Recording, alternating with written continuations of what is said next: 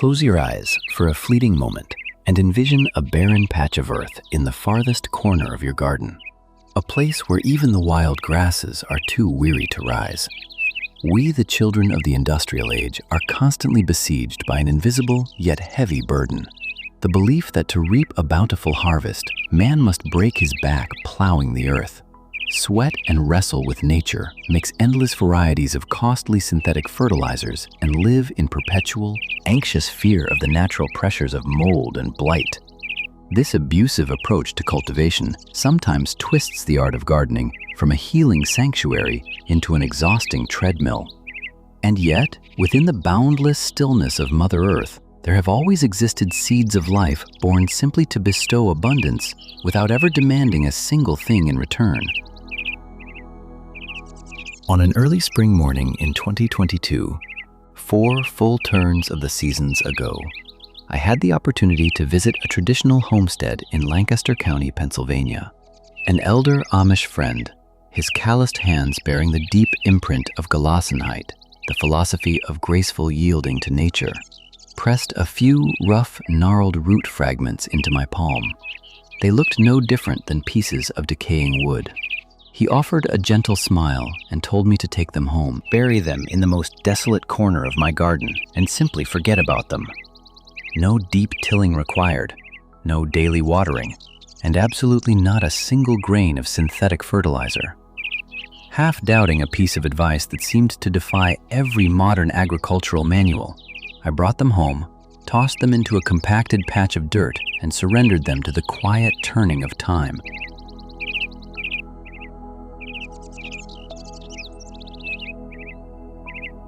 Months drifted by. When the first bitter winds of the season swept in, signaling a new cycle of falling leaves, I suddenly remembered and walked out to that forgotten corner. I was stunned into absolute silence. Standing before me was no longer that barren patch of dirt, but colossal, towering stalks reaching high above my head, soaring to nearly 6 feet. Their massive, lush green leaves stood proudly, buffering the wind.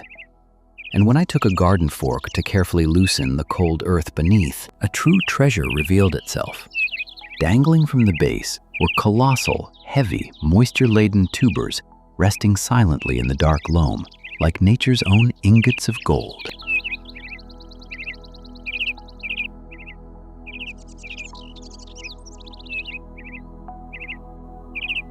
I carried one tuber into the farm kitchen, washed away the earthy brown loam, took a knife to peel back its thin skin, and took a bite. An explosion of flavor instantly awakened my palate. It was as profoundly sweet as morning-pressed honey, so remarkably crisp it echoed with a joyful snap, and as refreshingly cool as the perfect harmony between a crisp autumn apple, a slice of melon, and a ripe, juicy pear. In that very moment, I asked myself, why is a botanical masterpiece such as this absent from the supermarket shelves and the dining tables of the modern world? The plant bearing this miracle is the yacon, or, as we beautifully call it, the earth apple. Scientifically known as Smelanthus sanctifolius, it is a distant botanical cousin of the sunflower and the artichoke, carrying the primal bloodline of the misty slopes of the Andes Mountains.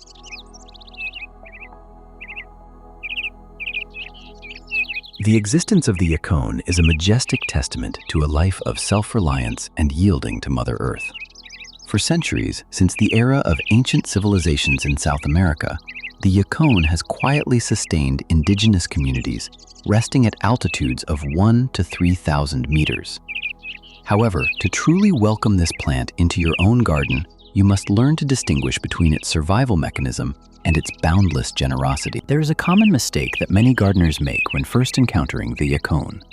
It stems from the fact that the plant has 2 entirely distinct root systems. At the very top, resting just below the soil surface, are clusters of gnarled rhizomes, bearing countless tiny crown buds. This is the survival heart of the plant, the portion saved to propagate the next season's harvest. If you accidentally peel and bite into this rhizome crown, you will instantly taste its astringent, woody, and bland nature. But plunging deep into the earth, hanging beneath that rhizome, are the plump, storage tuberous roots, swelling like colossal sweet potatoes. That is the sweet, crisp flesh that creation has patiently incubated throughout a blazing summer.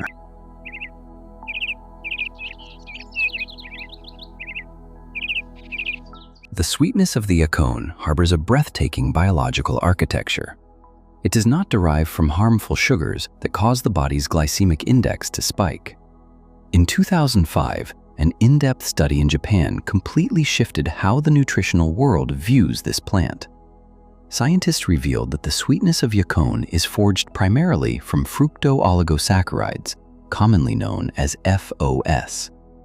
These are unique carbohydrate chains that the human stomach and small intestine do not directly break down. Instead of converting into excess energy flooding the bloodstream, these FOS chains travel straight down into the digestive tract entirely intact.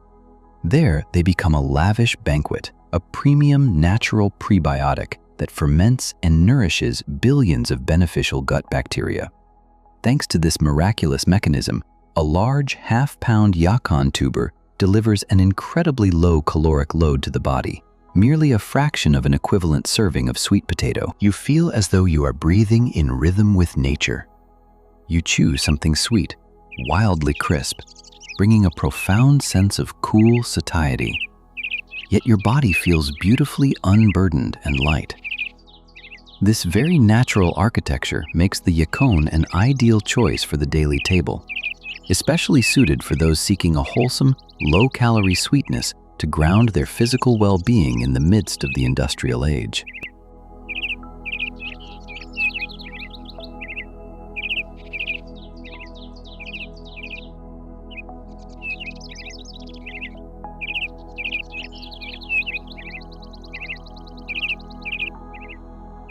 But what makes the Amish farmers so deeply understand and revere this plant goes beyond its flavor or nutritional profile. It lies in its fierce resilience and natural restorative power.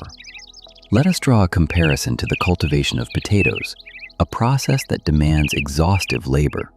When planting potatoes, the farmer frequently battles a myriad of trials, from waterlogged soil rotting the tubers, to late blight attacking the foliage, aphids draining the sap, and the relentless hilling of the soil to shield the roots. In stark contrast, the yacon is a masterclass in unhurried leisure. As the final spring frosts melt away, you simply dig a hole about 8 inches deep, nestle the rhizome cluster inside, cover it with earth, and walk away with a smile. If the soil is impoverished, simply dust it with a little well-aged compost. Refrain from using heavily concentrated nitrogen chemical fertilizers, as excessive nitrogen would provoke the plant to focus all its energy on cultivating a dense canopy, thereby diminishing the tuber yield beneath the earth. A balance that yields to nature is always the deep root of a sustainable harvest. Spacing is the only element requiring your quiet mindfulness. Maintain a distance of at least 5 feet between the crowns, for the yacon rises with majestic grandeur. With its broad, dense canopy, it engineers its own miniature ecosystem. The deep shade cast by those colossal leaves will smother any encroaching weeds, while simultaneously shielding the earth from the searing sun, locking in the soil's precious moisture. Throughout the summer months, its thirst is vastly more modest than that of tomatoes or cucumbers. A single deep watering each week is more than enough, and often the natural summer downpours will complete the rest of the work. As for pests, the yacon possesses a remarkably fierce natural immunity. Occasionally, a small cluster of aphids may appear on the tender new leaves, but in a balanced, chemical-free ecological garden, ladybugs and natural predators will intuitively arrive to cleanse the canopy. All living things naturally self-regulate without the need for your harsh intervention with chemical sprays. A single sowing, a season of gentle stewardship, and by the harvest's end, you can reap 15 to 30 pounds of profoundly sweet tubers from one tiny corner of your garden.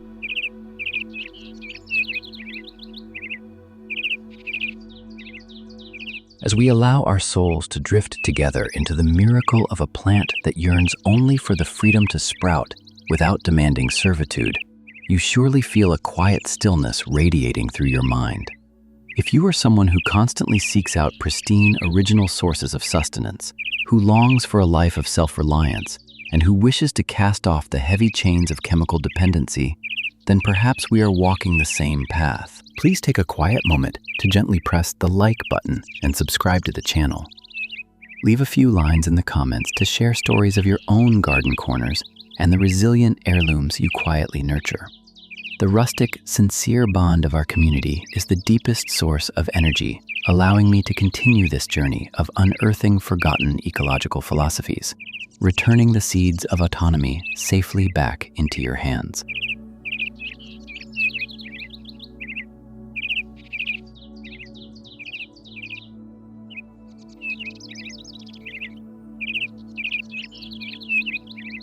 Returning to the rhythm of the harvest season. As the crisp golden winds of autumn sweep in, the colossal leaves of the yacon will begin to yellow and wither. Do not feel sorrow. This is not the end. It is the moment the plant centers its power. It is drawing all of its essence sugars and the captured energy of the sun down into the swelling tubers resting beneath the earth. The absolute ideal is to wait until the first light frost graces the homestead, causing the above-ground stalk to die back completely.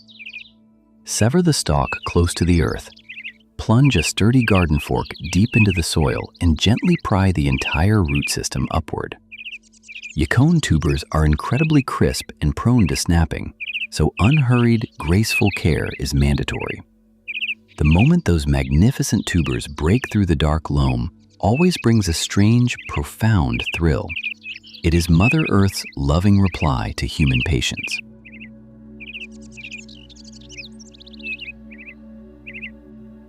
In this moment, a precious piece of wisdom, passed down from the root cellars of the Amish, will flawlessly preserve the fruits of your labor. Never wash the tubers the moment you pull them from the earth. The damp soil clinging to the skin is nature's most primal, perfect protective membrane. If you intend to store them in the pantry, washing them with water immediately will invite destructive mold. Let them rest in a breezy spot, kissed by a gentle, dappled sunlight for a day or two, just enough to dry that earthen coat. In this quiet waiting, the moisture slightly recedes and some of the internal compounds transform, pushing the sweet flavor to its absolute peak. After that, arrange them in wooden baskets, store them in a cool, dark root cellar, and only wash them clean right before you prepare to savor them. As for the rhizome crowns used for propagation, bury them in slightly damp sawdust or peat moss, storing them safely away from the frost. Come next spring, that single mother crown will bless you with 10 to 20 new sparks of life. This abundance will multiply year after year, growing plentiful enough for you to share with an entire community. There are countless ways to savor this pristine gift. Children often love to peel the skin, slice the flesh into small sticks, give them a quick soak in lemon water to prevent the flesh from oxidizing to a dark hue, and enjoy them as a natural sweet harvest snack. You can also thinly shave the yacon into rustic salads, where its elegant sweetness weaves perfectly with the earthy notes of beetroot, the rich crunch of walnuts, and the gentle creaminess of artisanal cheese. In its native lands, there's a deep tradition of boiling the tubers, extracting the juice, and slowly reducing it over a hearth fire to craft a thick, syrupy elixir as sweet as honey. Or simply press the raw tubers alongside apples and carrots for a flawlessly pure detoxifying tonic. However, a gentle note of guidance. If this is the first time your body is welcoming the yacon, begin with a modest portion, perhaps a couple of ounces, allowing your digestive system to slowly acquaint itself with the abundant FOS, avoiding any initial unfamiliar bloating.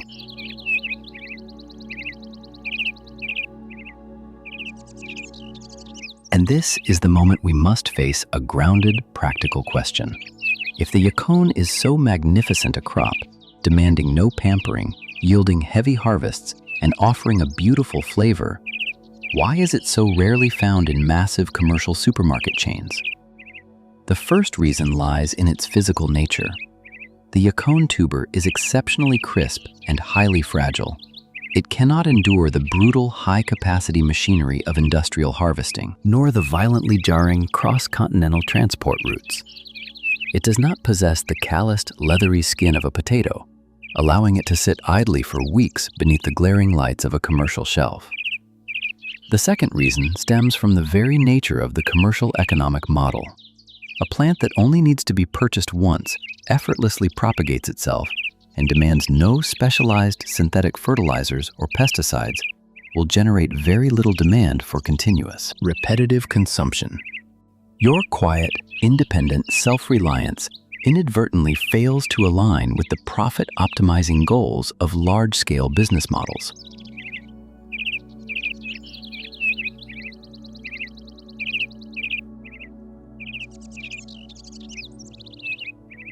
But for the tranquil garden behind your home, those commercial traits bear no negative weight. They are, in truth, a profound blessing. The yacon was born for families who thirst for autonomy. It is meant for those who wish to sow a root with their own hands, leisurely watch it stretch toward the sun, harvest it themselves, store it in the dark of a root cellar, and unhurriedly savor the fruits of their own labor on cold winter nights. It stands as a botanical symbol of rejecting those deeply dependent supply chains out there in the world. If next spring you have an empty patch of earth in your yard and are wondering what to sow, give this resilient heirloom a chance. Bury the rhizome deep into the loam, let go of your haste, and wait with quiet patience. When autumn returns and you drive your garden fork into the earth, you will realize a profound truth. The greatest, most majestic abundance often hides itself beneath the roughest, most humble, and quietest of shells.